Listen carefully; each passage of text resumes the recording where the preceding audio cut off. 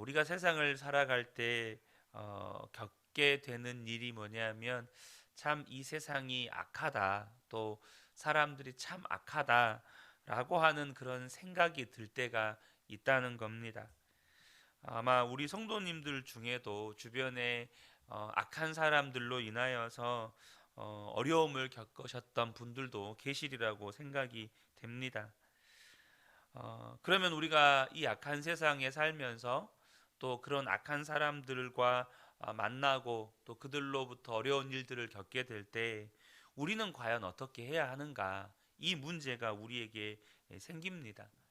많은 분들이 뭐 당연한 반응으로서 화를 내기도 하고 그 사람을 비난하기도 하고 또 원망하고 저주하기도 하고 그런 일반적으로 그렇게 반응을 합니다.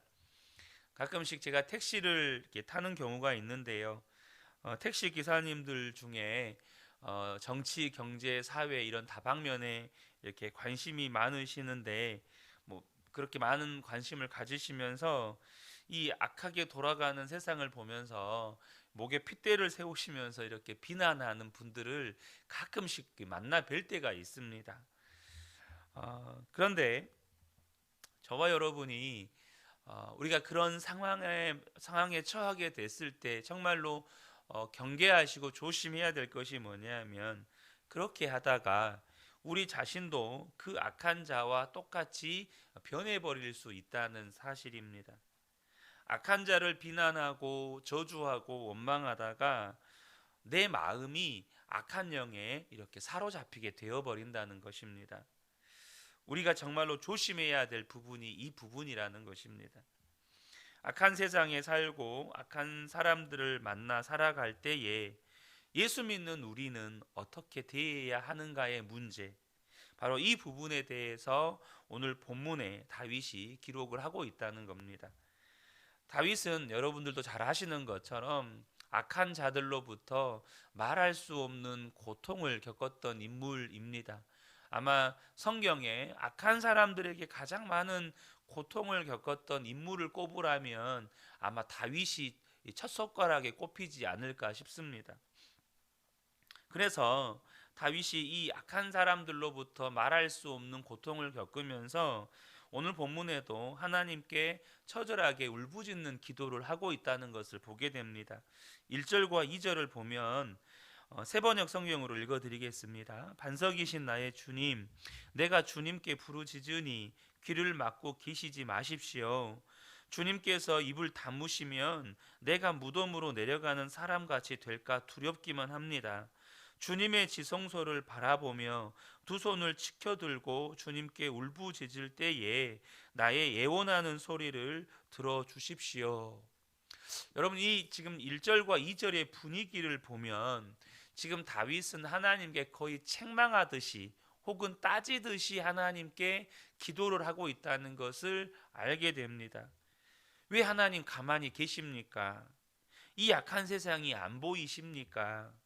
악한 사람들이 세력을 잡고 권세를 막 휘두르는데 왜 가만히 두고만 보십니까? 제발 역사 좀 해주십시오. 제가 하나님 기다리다가 죽을 것 같습니다. 지금 거의 이런 분위기로 다윗이 하나님 앞에 애원하듯이 기도하고 있는 것입니다.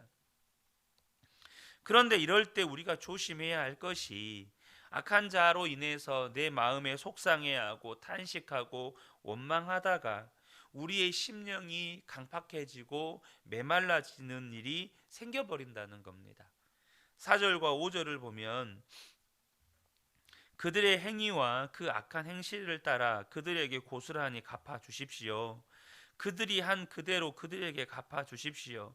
그들이 받을 벌을 그들에게 되돌려 주십시오.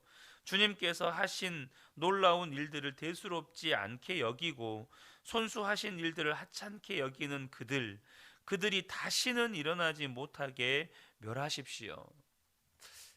어떤 의미에서는 여러분 이 기도가 참 통쾌하지 않습니까? 정말 억울한 일을 당했을 때 정말 그 사람 면전에 대놓고 이런 말들을 때로는 좀 쏟아붓고 싶기도 하다, 이런 마음이 들 때도 있습니다. 다윗은 지금 어떻게 보면, 아니 그 내용 자체로 보면 저주의 기도를 하나님께 드리고 있는 것이죠. 그런데 우리가 이 시편을 볼 때 시편 다윗의 시편이 여기에서 끝나지 않는다는 겁니다. 다윗의 기도에는 놀라운 반전이 있습니다. 6절과 7절을 보시면 애원하는 나의 간구를 들어주셨으니 주님을 찬양하여라. 주님은 나의 힘 나의 방패이시다. 내 마음이 주님을 굳게 의지하였기에 주님께서 나를 건져주셨다. 내 마음 다하여 주님을 기뻐하며 나의 노래로 주님께 감사하련다. 방금 전까지 다윗은 저주의 기도를 드렸거든요. 근데 6절에서부터 갑자기 기도에 반전이 일어납니다. 갑자기 기도가 감사와 찬양의 기도로 바뀌어 버립니다. 여러분, 오늘 이 시편을 통해서 하나님께서 우리에게 주시는 중요한 메시지입니다. 뭐냐 하면, 여러분, 분명히 우리가 살아가는 이 세상은 마귀가 그 세상의 임금으로 공중 권세 잡은 자로 역사하는 세상이기 때문에 악한 세상이고, 또 악한 사람들이 권세를 잡아서 악한 일들을 행하는 것이 분명합니다. 그런데 이 악한 세상에서 악한 사람들에게 시달린다고 해서 다 그 영혼이 황폐하게 되는 것은 아니라는 겁니다. 악한 세상에 살면, 또 악한 새 사람들에게 억울한 일을 당하면, 그 억울한 일을 당하는 사람들 100이면 100, 다 그 마음이 강팍해지고 황폐해지는 건 아니라는 거예요. 사랑하는 성도 여러분, 오늘 본문의 다윗과 같이 저와 여러분도 마음이 지켜지는 은혜가 있기를 축복합니다. 잠언 4장 23절을 보면 모든 지킬 만한 것 중에 더욱 내 마음을 지키라. 생명의 근원이 이에서 남이니라 라고 말씀합니다. 우리 마음이 생명의 근원이라는 거죠.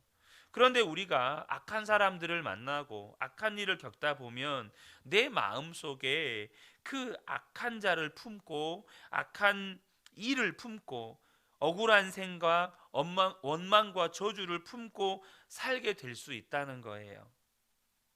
독을 먹으면 사람이 죽듯이 마음의 원망과 저주와 악한 것을 품으면 그 인생도 그렇게 메말라 버린다는 것입니다. 넬슨 만델라 대통령 다 아시죠? 남아프리카 공화국의 대통령이었지만 대통령이 되기 전에는 인종차별 정책을 펼치다가 종신형 선고를 받게 됩니다. 그리고 27년을 복역을 하게 되는데 그 복역하는 기간 동안에 채석장에서 이 노동형을 받습니다. 단순히 그냥 교도소에 수감되는 게 아니고 27년 동안 채석장에서 돌을 캐는 일을 하게 됩니다. 그런데 이 채석장에서 27년 동안 그 노동형을 받고 이렇게 이제 출감을 해서 남아공의 대통령이 되고 노벨 평화상도 받게 되고 세계 인권운동의 상징적인 존재가 되었습니다. 그런데 그가 대통령 취임식을 하면서 놀라운 일을 하게 되는데요. 자기를 교도소에서 그렇게 괴롭혔던 두 사람의 간수를 내빈으로 초청한 겁니다. 미국 대통령이었던 이 빌 클린턴 대통령이 사석에서 넬슨 만델라에게 질문했습니다.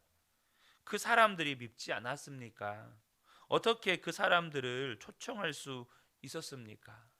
여러분, 1년 2년이 아니라 자그마치 27년 동안 괴롭히던 간수들입니다. 넬슨 만델라가 대답을 했습니다. 미웠지요. 정말 미웠지요. 그런데 어느 날 채석장에서 정말 힘들게 돌을 깎는 중에 간수들을 보았습니다. 저들이 내 모든 것을 빼앗아 갔습니다. 단 하나만 빼놓고, 그것은 내 마음이었습니다. 내 마음까지 빼앗기면 안 되겠구나 하는 생각이 들었다는 것입니다. 그때 간수들을 저주하고 미워하는 생각을 버렸다는 것입니다. 그 간수들을 미워하고 저주하면 자기 마음도 지옥이 되니까. 다시 빌 클린턴이 물었습니다. 당신이 추록하면서 다시 그 간수들에 대한 증오심이 일어나지 않았습니까? 그때 만델라가 자기도 그랬다는 거예요. 이제는 추록하니까 다시 그 증오의 마음이 올라오더라는 거예요. 근데 그때 이런 생각이 들었다는 겁니다. 이제 내가 자유인이 되었는데 내가 간수들을 증오하면 내 마음은 여전히 감옥에 있는 거잖아. 그래서 그 사람들을 저주하려는 마음, 미워하는 마음을 완전히 버렸다는 것입니다. 그래서 취임식 때 내빈 자리에 그 간수들을 초청할 수 있었다는 것이에요. 여러분, 이게 남 이야기가 아닙니다. 이 시대를 살아가는 많은 사람들, 또 예수를 믿는 성도들까지도 마음은 그 과거 어느 시간대에 머물러 있는 분들이 참 많습니다. 그때의 나에게 아픔을 주었고 상처를 주었던 그 사람, 그 악한 사람, 또 그때 겪었던 일들을 마음속에 품으면서 내 몸은 오늘을 살아가지만, 내 몸은 오늘의 삶을 살아가지만 내 마음은 여전히 그 과거의 현장에 묶여서 무슨 일만 생기면 그때를 떠올리면서 다시금 마음의 증오심을 곱씹고 원망하는 마음을 곱씹고 미워하고 분노하는 마음을 곱씹는다는 겁니다. 사랑하는 성도 여러분, 저와 여러분이 이것을 정말로 경계하고 조심하셔야 합니다. 그 사람들 혹은 그 악한 일이 내 마음을 사로잡아 지배하게 된다는 거예요. 그 악한 사람을 생각하고 미워하고 원망하다가 나도 모르게 그 사람을 닮아버린다는 겁니다. 여러분, 참 신기하잖아요. 부부가 함께 오래 살면 서로 닮아가요. 닮아갈 수밖에 없죠. 늘 같이 한솥밥 먹으면서 같이 대화를 나누고 그 사람과 이런저런 생각을 나누고 그러면서 부부가 서로를 닮아가는 건 너무나도 당연한 일입니다. 그런데요, 우리가 꼭 부부만 닮아가는 게 아니라 내 마음에 품고 있는 그 악한 사람을 나도 모르게 닮아가게 된다는 겁니다. 여러분, 이것만큼 끔찍한 일이 어디 있습니까? 정현이라고 하는 크리스찬 시인이 이런 시를 썼습니다. 제목이 원수를 사랑하라 라는 시입니다. 원수를 사랑하라, 원수를 사랑하여라. 무슨 말씀입니까? 이 무슨 말씀입니까? 내게는 그리도 엄격하시면서 어찌 내 원수에게 그리도 관대하십니까? 보아라, 나와 함께하는 것아, 네가 원수와 똑같은 얼굴이 되는 것을 나는 참을 수가 없구나. 여러분, 딱 하나님의 말씀이잖아요.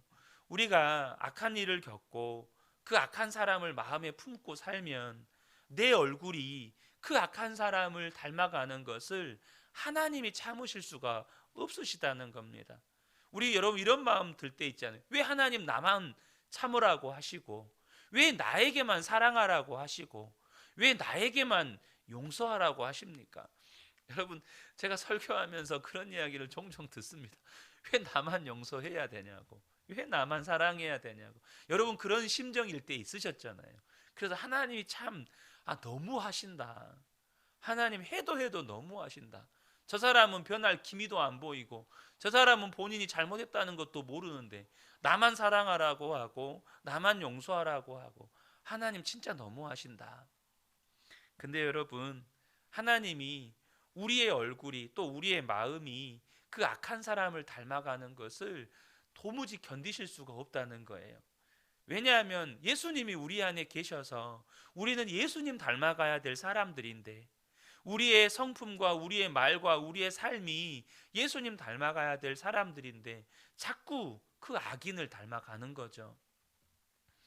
우리가 세상을 살다가 악한 일을 만나고 또 기가 막힌 일을 겪고 그러는 동안에 우리 얼굴이 그 미워하고 원망하는 사람을 닮아가고 있지는 않은지 우리가 돌아볼 수 있어야 한다는 겁니다. 미워하면서 닮아가는 것, 결국 내 삶이 그렇게 미워하고 원망하는 사람의 삶을 닮게 된다는 거죠. 다윗은 악한 자들로부터 말할 수 없이 시달리면서 마음이 완악해지지 않았습니다. 여러분, 이게 놀라운 일이라는 겁니다. 어떤 사람은 다윗의 시편에 나오는 이 다윗의 저주, 이것을 보면서 다윗도 이렇게 기도했지 않습니까? 저주하고 복수하고 그 사람들 완전히 파멸시켜 달라고 하고, 다윗도 그렇게 기도했으니 나도 그렇게 기도해도 되죠. 물론 여러분, 저와 여러분이 그렇게 우리도 연약하기 때문에 기도할 수도 있습니다. 근데 여러분, 다윗의 기도가 그렇게 끝나버렸다면 성경에 기록될 일도 없었을 겁니다. 근데 다윗의 기도는 원망과 저주와 파멸을 퍼붓는 기도로 끝나지 않았다는 거예요. 그 다음을 보셔야 한다는 겁니다. 분명히 다윗도 사람인지라 저주하고 원망하는 마음도 있었다는 거예요. 그런데 저와 여러분이요, 다윗의 마음이, 다윗의 기도가 어떻게 변화되었는지까지를 보셔야 한다는 겁니다. 그 원망과 저주를 품었기 때문에 여러분, 그 응어리를 계속해서 품고 살았습니까? 여러분, 또 저와 여러분 한번 생각해 보세요. 그럼 우리가 원망과 저주를 하면 우리 안에 있는 응어리가 풀립니까? 아니잖아요. 오히려 그 원망과 저주를 하게 되면 우리 안에 있는 응어리가 더 커집니다. 제가 늘 안타깝게 보는 저희 이모님 한 분이 계십니다. 이모님 한 분이 정말 지금도 이제 90이 다 되셔서 이제 살 날이 얼마 남지 않으신 저희 외할아버지에게 그렇게 자주 이렇게 원망하는 말들을 지금도 내뱉으십니다. 60이 넘으셨는데도 아버지가 해준 게 뭐가 있어요? 아버지가 해준 게 뭐가 있습니까? 근데 어머니가 아시거든요. 그 형편에서 할아버지가 하실 수 있는 최선의 것을 하셨다는 걸. 근데 이 이모님이 60이 넘으셨음에도 불구하고 늘 하시는 말씀이 아버지가 해준 게 뭐 있냐고, 이런 말들을 명절에 모이면 아무렇지도 않게 하고 이러시는 거예요. 그러니까 어머니하고도 가끔씩 싸우기도 하시고 이러는 겁니다. 여러분, 누군가를 향하여서 원망하는 마음 품잖아요. 그럼 응어리가 더 커져요. 계속 커집니다. 근데 여러분, 오늘 본문의 다윗을 보시면 다윗이 그 원망하는 마음에 묶여 있지 않았다는 겁니다. 다윗이 정말로 저주하고 원망하는 마음을 품었던 사람 하면 대표적으로 이 사울 왕이죠.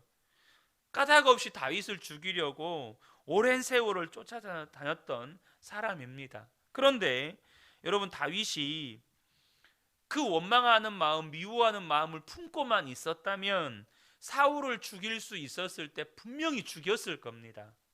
그런데 그 마음이 해결돼 버리니까 어떻게 됩니까? 2번이나 죽일 기회가 있었는데 그를 죽이지 않습니다. 또 여러분 잘 아시는 것처럼 다윗을 모욕했던 사람들 중에 나발이라고 하는 부자, 어리석은 부자가 있었습니다. 사실 나발의 그 재산이 다윗의 용사들 때문에 보호를 받았거든요. 그래서 다윗이 자신의 부하들이 좀 굶을 때 좀 먹을 것을 지원해 달라고 요청했을 때 다윗을 모욕하잖아요. 그때 다윗이 피가 거꾸로 솟는 것 같은 분노를 느끼고 나발을 죽이려고 갑니다. 그런데 그때 지혜로운 여인이었던 아비가일의 말을 듣고 그 마음을 돌이키죠. 내가 이렇게 악한 마음을 품는 것이 하나님이 기뻐하시는 일이 아니구나, 이렇게 마음을 돌이키게 되는 것입니다. 여러분, 그렇게 마음을 돌렸기 때문에 하나님이 다윗을 축복하시는 겁니다. 여러분, 하나님의 축복이 가장 먼저 어디에 담깁니까? 우리 마음에 담깁니다. 믿음도 우리의 마음에 담기고, 사랑도 우리의 마음에 담기고, 용서도 우리의 마음에 담기고, 기쁨과 평강도 우리의 마음에 담깁니다. 근데 우리가 마음을 돌이키지 않으면 그 축복이 절대 우리의 마음에 담길 수가 없는 거예요. 여러분, 어떻게 다윗은 그렇게 그 영혼을, 그 마음을 고결하게 지켜갈 수 있었을까요? 여러분, 악한 자를 묵상하지 않고 주님을 묵상했기 때문입니다. 물론 순간순간 마음을 빼앗길 때도 있었습니다. 하지만 그것이 오랜 시간 지속되지 않았습니다. 다시 말하면 그것을 오랫동안 묵상하고 있지 않고 그는 스스로 마음을 돌이켜서 주님을 마음에 묵상했다는 거예요. 다윗은 자기 마음에 무엇이 들어와 있어야 하는지를 분명하게 알았습니다. 7절을 보면요, 내 마음이 주님을 굳게 의지하였기에 주님께서 나를 건져주셨다. 내 마음 다하여 주님을 기뻐하며 나의 노래로 주님께 감사하련다. 여러분, 다윗은 마음이 얼마나 중요한지를 알았습니다.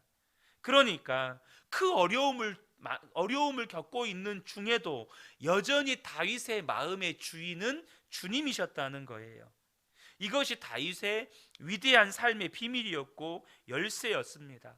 중요한 것은 우리 모두가 가지고 있는 축복이라는 겁니다. 다윗은 정말로 하나님을 자기 앞에만 모시고 살았습니다. 사랑하는 성도 여러분, 오늘도 저와 여러분이 살아갈 때 마음을 지키시는 은혜가 있으시기를 축복합니다. 그냥 지키는 정도가 아니라 마음을 고결하게, 정말로 순결하게, 악함이 내 마음에 사로잡지 못하고 주님이 부어주시는 기쁨과 감사와 평강이 내 마음을 사로잡고, 또 내 마음 안에 주님을 향한 찬양이 가득 넘치도록 내 마음을 고결하게 지켜가는 은혜가 있으시기를 축복합니다. 그러면 내 마음의 주인이 누구냐는 거예요. 오직 주님만 우리 마음의 주인이십니다. 오늘도 그 주님 바라보시면서 마음을 고결하게 지키셔서 주님이 부어주시는 축복을 한없이 누리는 복된 삶을 사시기를 예수님의 이름으로 축복합니다. 아멘.